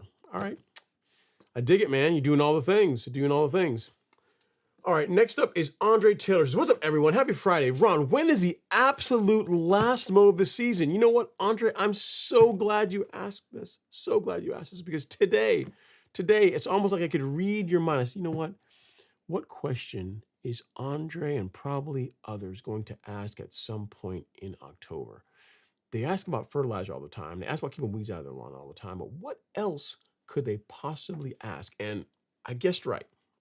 Because if you go over to the Golf Course Lawn Store and go to resources and go to blog today, believe it or not, this morning, we released a blog on that very topic of when should you stop mowing your lawn before winter hits. So when is the last mow of the season? So the short answer is before it goes dormant. When temps are in the 50s is what I would tell you. But of course, I can't just answer that. It tells you like why mowing into the fall is important, why what heights of cut are ideal for different types of grass type where you want to leave the lawn, all this jazz. So I mean, some of the obvious, like your lawn is frozen, do not mow it. So if you want a short read that we took some time into putting this together, and that answers your very timely question around when is the last time to mow your lawn, as well as some other tips to allow you to get a great result with mowing, along with some inputs you can apply as well. Feel free to check out the blog that was released literally today, Andre. Literally today. It was just for you on when to stop mowing your lawn before winter hits. It's almost like I knew someone was going to ask this question. All right, but here you go, Andre. I will link it here in the chat for you guys to take a look at. Actually, you know what? I'll do it another way, because the folks on Facebook have been complaining, saying, hey, man, you only send it to the folks on YouTube. We can't ever see it when you do it that way. So I'm going to do it differently now. All right, when to when to stop mowing your lawn. All right, so there you go. And it covers both warm season grass and my cool season folk as well. You're both covered in there, along again with inputs and everything else, and some tips and tricks to get your lawn looking its absolute best as it goes to bed and to set you up for success for next year. So take a look at that, Andre. Long short of it is before it goes dormant. Is if you just want the short answer. The too long didn't read, don't want to read it. That's the answer to your question. Okay, next up is Provisions Barbecue. It says, sorry, I sent those full-blown pictures in the past. I should have attached those to these. My bad. No worries, man. Okay, next up is Vanessa D. She says, hey, Ron, the utility company left a rut in my Bermuda lawn running lines underground. What is the best way to level or build it up? Sorry that you're dealing with that, Vanessa. Depending on the severity of the rut, a top dress would be the way to go about it. So you have Bermuda, not something that I would try and correct right now because your lawn's going to begin really slowing down as we're getting into October. What I'd say is in the springtime, mid-April timeframe, you can do a top dress of sand and compost over that area. That's going to help, fill that rut in a bit. And as temperatures get hotter, as we get into May, June timeframe, Bermuda is going to really have no issues growing through it. Depending on the severity of the rut, you may have to do more than one top dress. But again, you have Bermuda grass, which is if you had to pick a grass to have this problem with, Bermuda is a good one to have because it grows very aggressively once it's getting enough sunlight and it's hot, which really is not this time of year. So it'll get better. I'd say top dressing is going to be the way to fix it, and doing that in the spring would be the ideal time to fix it. If you did it now, we're in October, so it's kind of unlikely that your lawn is going to grow through it, unless you tell me that you live in Florida, South Texas, Arizona area where you still got, heat, a lot of heat, but even then, sunlight, the days are getting shorter. So even then it's going to be much less, more of a challenge. But if you live Southern Florida, like below the interstate, I-4, below I-4 in Florida. And if you want to do a light top dress, that could work. But for the most part, I just tell you to wait until next year to try and fix this, because I wouldn't want you to go out there, put a bunch of sand on the lawn, and then essentially smother the lawn and not have the grass grow through it. So it can be fixed. Nothing to really worry about. You may have to look at something that's kind of ugly for a period of time, but this can get better. If you have a reel mower, I don't know if you do, but if you have a reel mower, something you can also do too is if you have a rut, if you can roll the lawn around the area of the rut, so you can kind of blend the area that didn't have the rut to the area that doesn't. That's something you can do as well to kind of visually improve it a little bit. But the big, like getting it looking like truly restoring the look of it is going to happen with like top dressing, which again, next year is when I'd say you'd want to wait to do that. All right. Okay, next up is Hailed Demon. We have a question. He says, moved into a new house with a neglected lawn in August. Well, congrats on the new house. Sorry that the lawn was neglected, but not uncommon for a new property. Got the Bermuda to green up, but have lots of spurs. Is it too late in the season to blanket spray Celsius? No, it's not. If you've got tons of spurs all throughout the lawn, you want to go out there and spray Celsius, you can absolutely do that. I tell you, for best results, Hail Demon, is to add a little surfactant with it. So we'll do it this way, do it the other way around. This paired with this will do a good job against spurge. All right. So again, congrats on the new property, and Celsius and a bit of surfactant should make pretty quick work of the spurge. All right. Next up, you know what? I'm going to save that too, because I'm sure someone else is going to say, hey, how do I get rid of spurge on my lawn? And we'll be able to use this question and share with others. All right. 15. Okay. Next up, we have Jimmy Miller. He says, Ron, any ideas to why my True Cut has a problem holding an edge? I'm having to backlap monthly. I mean, that's not uncommon, Jimmy, depending on how often you're mowing, depending on if you're cutting anything else other than grass. I mean, having to backlap once per month, especially if you're mowing. I'm not sure if you're all Bermuda, but if you're mowing zoysia, that's not uncommon. That's one thing I will tell you. I did notice that with zoysia, I have had to backlap the Greens Master 1600 more frequently than I did when I was just only mowing Bermuda. Bermuda grass, a little bit thinner. Not the blade isn't quite as I hate to say tough, but just not as tough as say zoysia. So the mower just held its edge for a bit longer. But monthly is not ridiculous, Jimmy. I mean, I said make sure that you are setting the tolerances properly. You're only mowing grass. What else can I tell you? Avoid mowing wet grass. Like that will take the edge off the mower that much faster. So if you mow a dry lawn, the mower is well adjusted, and all you're mowing is grass, you're mowing Bermuda, it should hold it longer than a month. But I mean, monthly really isn't terrible. It isn't terrible. All right, next up is Robert Cease or Sice. He says, "Hey Ron, I wanted to overseed my Bermuda with rye in California. What would the process be? Thanks." Yeah, so you would, again, if you're going to do it, really September, like a month ago, late August, early September would have been a better time to get this process rolling. But if you're going to do that, you would want to cut the Bermuda short, like really short. Because the idea is if you're going to overseed, you want to thin out the Bermuda to really enhance the opportunity for there to be good seed to soil contact. And you don't want the Bermuda, or you want to minimize the Bermuda competing with the young ryegrass as much as possible. I wanted to have some pictures of what I'm talking about, because I think Robert shared his the process of his lawn. Yeah, perfect example. This is a good one. Okay, so this is how his lawn was when it was Bermuda. The top picture, this is what it looked like as he was preparing.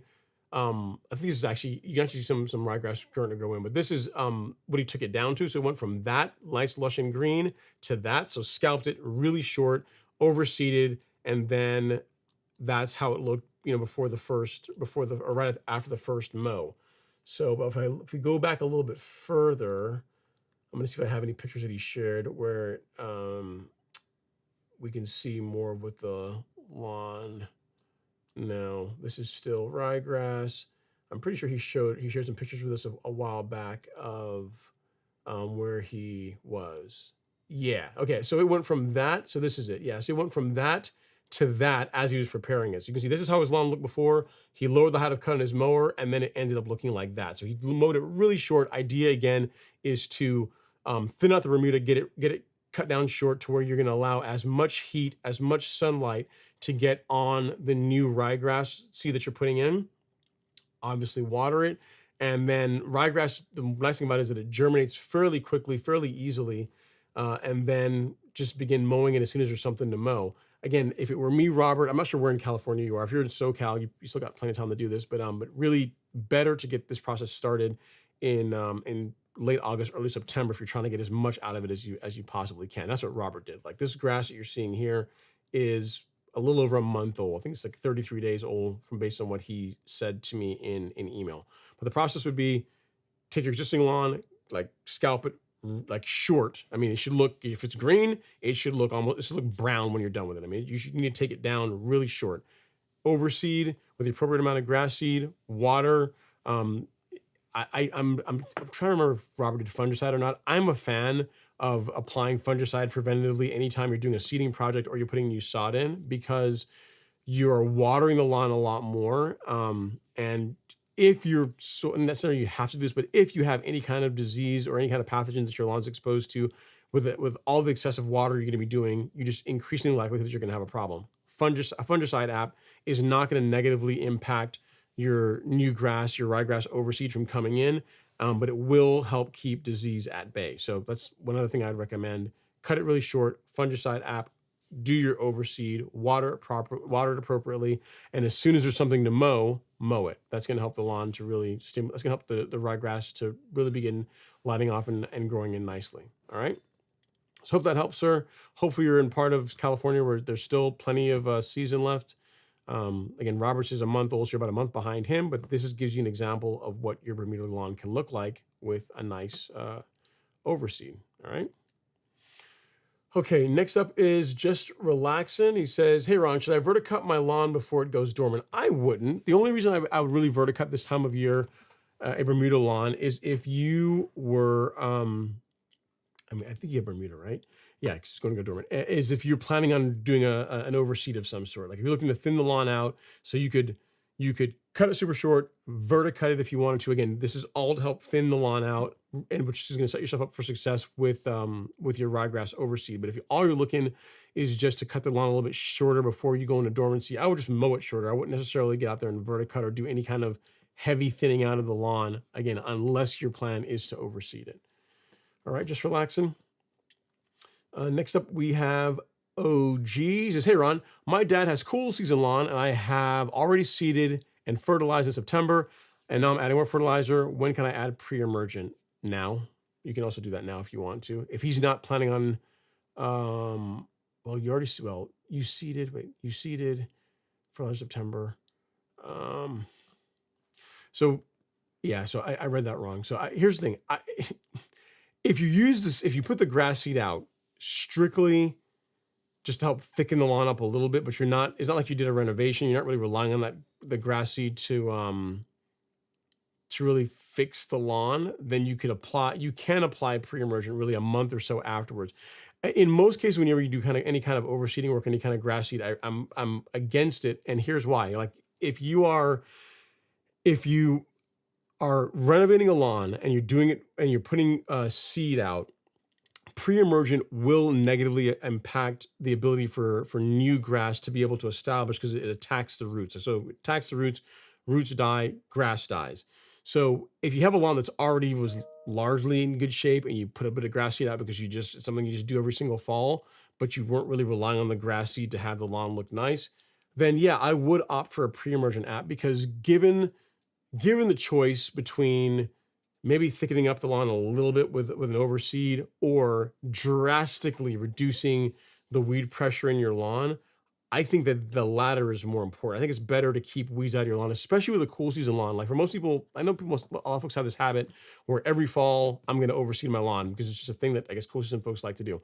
But really, if you do that, you are focused on that being the thing you really want to perform well, and you forego pre-emergent, what you're basically signing up for is if you get any POA annua or POA annua or POA triv in your lawn, it's going to be a nightmare to get rid of it, especially if you have a lawn that is like a Kentucky bluegrass lawn, because there's not really a great post-emergent herbicide on Kentucky bluegrass for controlling those weeds. So if you decide to fall overseed, you are essentially saying that I'm going to forego my fall pre-emergent if the overseed is the focus. If you make that decision, what you're saying is that I'm fine with potentially fighting some henbit, some POA annua, some POA triv in my lawn because I'm not applying the pre-emergent that would help reduce that in my lawn. So it's really, you have to kind of pick which is more important to you. For me, unless it's a lawn that is, unless you're doing a full renovation where you're like bare dirt and you're using grass seed as a way to get the lawn going, I would still get your pre-emergent out, man. I really would. Like, I think that's a better decision to make for the winter months, and then also for early spring as far as just keeping weeds out of your lawn. So your call. You can do it either way, but it's typically either or. Pick one or the other if when it comes to seeding or pre-emergent, if you want to have the best result. And again, pre-emergent I think is for most people the better call. All right, next up is Provisions Barbecue. Says, I got to link up with Darren Barbecue. Let's go. Yeah, Darren is no joke, man. He's he it's like, I imagine if you had Darren as your neighbor, it'd be like having me as your neighbor if you just had any kind of interest in turf grass. Like me as your neighbor, I'm probably not someone you have as a neighbor because eventually you're gonna end up getting a real mower. If you like a nice looking lawn, you're gonna start doing all the things. And this is the way it's going to be. With Darren, you're probably going to end up with way too much barbecue equipment and an assortment of like different types of wood for your smoker and sauces and all kinds of grilling stuff. Probably put wheels on your grill. I mean, he's one of those guys I can tell you. He'd probably be, I would say it's a bad influence, but he would be an influence on you if you have any kind of interest in barbecuing, because this man takes it really seriously. All right, next up we have Dwayne Graham. He says, aerated this week because the lawn was very compact. I already did this. We already answered that question. Dwayne, you're up here earlier, and you said you sent pictures of your lawn. I can try and get one of these on the show. So it's a close-up of what you were dealing with before. Yeah, you do have some thatch in there. And again, the pictures were taken in the wrong orientation. So only get 2 of them up here, Dwayne, because I can't reformat all of these. I'll pick that one and not that one and this one. Okay, so these 2 will make the cut. All right, so this is what his lawn looked like. And this is a close-up of what he was dealing with before he did some raking to clean it out. So I would agree. There's definitely some thatch in there.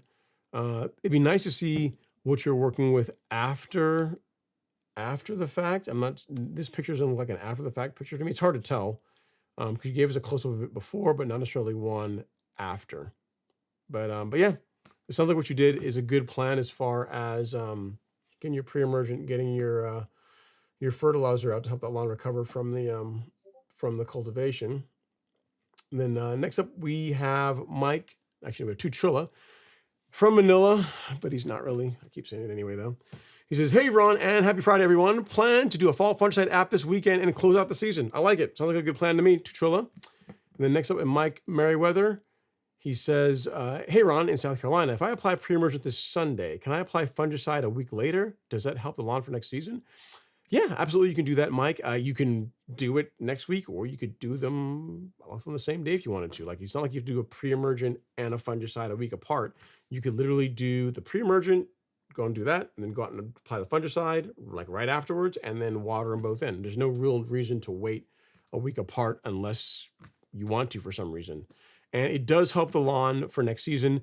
What we're trying to do with a fall fungicide app, particularly for warm season lawns, is what I imagine you have because you're in South Carolina, is you're trying to keep spring dead spot away. You're trying to keep just minimize the chance of you having that particular problem in your lawn in the springtime, because spring dead spot's an especially nasty one, because once you see it, not a whole lot you can do about it, and it tends to take a while for the lawn to heal from that damage. If you get spring dead spot in your lawn, depending on the severity, it could be like late May, early June before that area fills in, you know? So it's better to just prevent it if you can. And what I have found works well is reducing the amount of nitrogen that you put into the soil in the fall. So October for me is the last time that I will do a granular fertilizer input. 12024 is what I use. And then I do a fungicide application in October and then another one in November. And that program in the fall has done a lot as far as reducing the disease problems in my lawn in the springtime. If you got a cool season lawn, it's still a good idea to do that because you guys are going to fight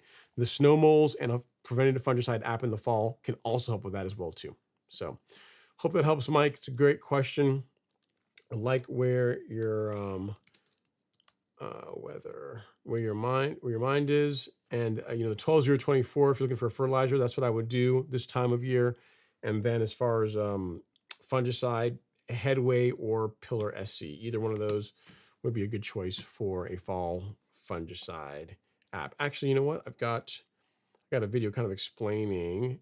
Well, I got a video that I'll just link for you here that I did last week that that shows both of them. Oh, where is it? What is it? This guy right here. This one talks about my basic fall lawn care program. I talk about the 12024 and Headway G. So if you want to watch a short video, Mike, this guy right here would be what you want to look at. All right, that video. And he says, also, I have a little bit of nutsedge. Should I wait to get rid of it? No, I mean, nutsedge is going to die off here fairly soon. But if you want to, you know, hit it with, where's the box? If you want to hit it with certainty, like this will make pretty quick work of nutsedge. But again, it's gonna die off not too long from now. But certainty is what I would use if you want to get rid of nutsedge in your lawn. Okay, let's see over here. Next up, we got Robert Rainey. He says, I did a heavy verticut also. Robert ceased in both directions. Okay, so Robert, he lowered his height of cut, verticut in both directions, and then he overseeded. So the picture that I shared earlier from Robert, which one I showed earlier is that. So you lower the height of cut, verticut it again. Big thing is to thin out the lawn, overseeded, watered, and time. And then again, as soon as there was something to mow, he started mowing it, and that's the result. For a month in, pretty good, pretty good. All right, Jimmy Miller says, I applied a high rate of spectacle dimension on 830. When can I apply spectacle G? Here's the thing, Jimmy. I am not, if you did it in August, beginning of September, if you're going to do spectacle, I'd wait until December. I really would, especially if you did a high rate of dimension. Dimension is normally 3-4 months. So September, October, November. Yeah, December-ish time frame is when you could look into doing spectacle if you're going to do another pre-emergent. All right, and then Provisions Barbecue says, hey, I sent those full-blown lawn pics that you wanted.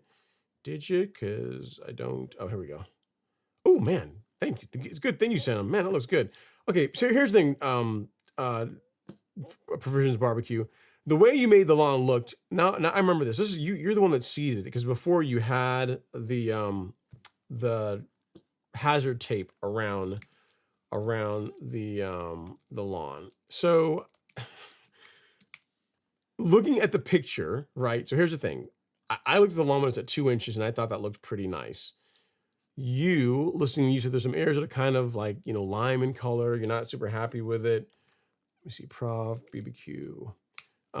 But when you step back and look at it, people are going to question, what are you complaining about? Because it looks pretty good to me. So for any of you that are joining the live stream now, I'll share his pictures earlier where he was saying, hey man, I'm not so sure. There's a problem in the lawn. What do you think? It may be too thick. There's some discoloration. And he's someone that did a renovation and established the lawn via grass seed. So that's what he was sharing with us. Picture 1, and this is picture 2. He says he has some areas that are kind of light. And by this, you're thinking shock horror, he's working with a train wreck on his hands. However, when you look at the bigger picture, this is what his lawn looks like. So, man, it's hard. I gotta tell you, on Provisions, it's kind of hard to feel sorry for that. I mean, I'm gonna do my level best, but I mean, it's hard to feel sorry for you when you're rocking that kind of stripe action. And I do remember your lawn now that I can see it from this vantage point. It looks good, looks awesome from the street. Like, there's no one that's gonna complain about that. I mean, if we look at, like, we can nitpick it. If you want to nitpick it, we can do that. If you look at it, the lawn from the street, on your vanity strip, if you start, like you step onto the sidewalk off the street, we count light going on the right side, the right vanity strip. We count light stripe, dark stripe, light stripe, dark stripe. I would agree that in the 4th stripe, so we do light, dark, within that dark stripe, there is a little streak of light in there. We will deduct like 1/4 of a point for that. However, only the people on this live, I can promise you, the only people that even notice it are the folks on this live stream. Everyone else that drives by thinks this looks insane. It looks awesome. So yeah, I really wouldn't worry too much. Now, I will say, and this is like my OCD and a little bit, is it's kind of hard to do. It's gonna be kind of difficult to do. But if we can, lining up your stripes so that your main lawn stripes and the vanity strip stripes are better aligned. Because if you look here, like the vanity strip is like left justified slightly. You're talking like, and again, I'm just nitpicking here. You're talking like maybe 6 inches or so. It's shifted all the stripes to the left. Now, what that means is kind of a pain in the neck to fix this would be that you'd have to mow, like we're talking about the right vanity strip, you have to mow like a dark stripe. How would I fix that? What I would actually do is I wouldn't do that. I would mow a thicker light stripe for the first one on the right, and just so I have a wider light stripe, and then do the dark and have them lined up properly. So it's a small thing. It doesn't really matter. Again, all your neighbors, anyone that drives by is only going to ooh and ah about that lawn because it looks incredible. I mean, color looks great. And even this other picture you sent here, lawn looks awesome. I really wouldn't worry about that too much. And it's for not being real mode. I mean, still looks really nice. But again, if you're really OCD, You could try lining up the stripes a bit more, but I don't know. You might be just trading one problem for another, to be completely honest. Yeah. Because the more I think about it, the more I think about that, the if we look at this, if we look at the right vanity strip, let me pull this back up. The vanity strip stripes, you'd have to have like a baby thin wide stripe, or if we start at the left, a baby thin light stripe for the left one to get the dark to line up properly. And then for the right side, you'd have to have your choice. You could do it on the main lawn too. You could also just make the stripes on the main lawn. You could move either one of them, but then that would be the only thing I'd say, hey, if you're really trying to go for like ultimate style points, like lining up the stripes between the vanity strip and the main lawn would be the thing. But again, it looks awesome. I really wouldn't bother. But since you wanted to critique it, there you go. That's one way that it can be made fractionally better, but it still looks incredible. All right. He says, LOL, I noticed a couple spots are bothering me. I promise you're the only one that sees it. No one else sees it. We will notice it now because I pointed it out, but no one else notices it. It looks awesome. And then Robert Rainey says, that's a footprint in the dark stripe on Provision's pick. So there you go. So there, Robert's calling it. He's saying that just, I guess, if you're going to walk in the direction that the mower went in so that the stripes stay correct. Yeah, you're right. Robert, you're probably all right. That could be that very well. It could be a footprint. Yeah, I think you're right. It is. I think a footprint would be.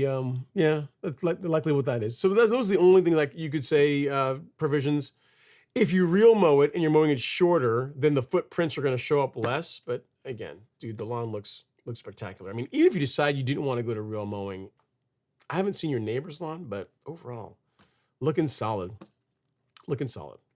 All right. Well, guys, gals, we beat this to death. Robert, thanks for coming in hard with the shade on the Bulldogs and the team in Alabama.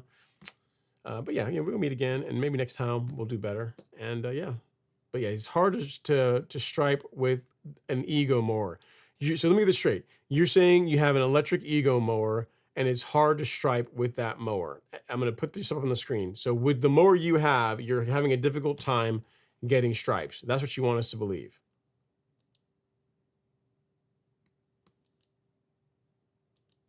Okay, if you say so. A real mower will stripe better than that, but your mower's doing a pretty good job. So on that bombshell, guys, gals, I think we've gone through, well, we got one more question. I got one more. Let me see here. It's going to pop in here in a second. It's from DJ Rockefeller. We'll take that one. He says, hey, Ron, the spurge weeds in my Bermuda hasn't died. I sprayed it 2 times. Any advice? What'd you spray it with? Celsius absolutely will take out spurge. What did I tell you? Celsius and surfactant, for the most part, that is incredibly effective against spurge. I would check the rates that you use, perhaps. What else? Yeah, I mean, that's what I would use, man. Like I've never not had Celsius work against spurge. Like it's a pretty easy weed to knock over if you use Celsius and you use surfactant along with it. So without knowing what herbicide you used or the rates you used, if you've got Bermuda lawn, I would say just to go with Celsius because it's very effective against spurge. All right, next up we have Robert Raines. Says Devin didn't even show up. See, he was, I don't know, maybe he's out doing, probably golf stuff. So I imagine it's probably going on. And he said some died, but not all. Okay. Again, double check your rates. Again, I've used Celsius a couple times this season to knock out spurge in my mulch beds, and every time I've done it, it's done. I mean, they've gotten, burned to a crisp. They turn crispy. That's how effective it is against them. All right. Steve said, possibly trading one problem for another. Sounds like my Auburn Tiger with coaches.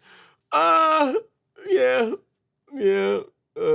That's true. You should use Celsius. I don't know, man. Double check your rates. I used Celsius a couple weeks ago on some spurge that was in my mulch beds, and it's all dead now. So I would double check your rates. And again, if you're not using surfactant with it, add this to the tank along with it when you're spraying, and you're gonna get a good result. Again, that's what I would use. And then James Smith says, gotta ask, what's the drink tonight? Passion fruit smoothie on this side. So tonight, James, you'd be very proud of me. This is super healthy. This is, you can, here's how healthy this is. You can tell it's settled out. So it was mixed up before the show started, and I've been talking so much, it's actually settled. So this is lime, watermelon, and ginger. So watermelon, lime, ginger, and you can tell all the good stuff is settled at the bottom, and it's quite tasty. Super healthy. That's what I'm drinking on tonight. So your passion fruit smoothie, we're kind of on the same wavelength here as far as like healthy, super healthy cocktails tonight. You can tell that's all fruit juice, all the good stuff. That's what I'm having. All right, well, guys, gals, I think we have covered all the questions, comments, concerns this evening. We've talked about football and renovations and seeding Bermuda grass lawns. So on that note, we will cue the outro music. As always, guys, please, for the love of everything green and weed-free, consider applying pre-emergent in your lawn this fall.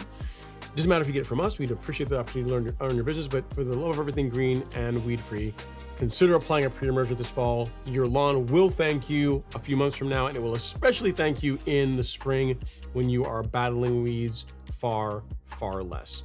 As always, we love the opportunity to earn your business at the Golf Course Lawn Store. We have an amazing assortment of fertilizer, biostimulants, pre-emergent, and other products to help you get a lawn that your neighbors are absolutely going to envy.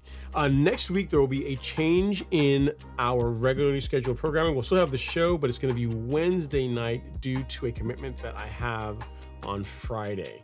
So we're still going to have the show next week. It'll just be earlier in the week. So I'll make sure I get it scheduled on Monday so you guys will have plenty of time in your notifications to see that.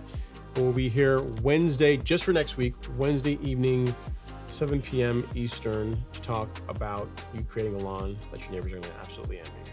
Take care. We'll see you guys next week. And hopefully your team wins this weekend. Take care.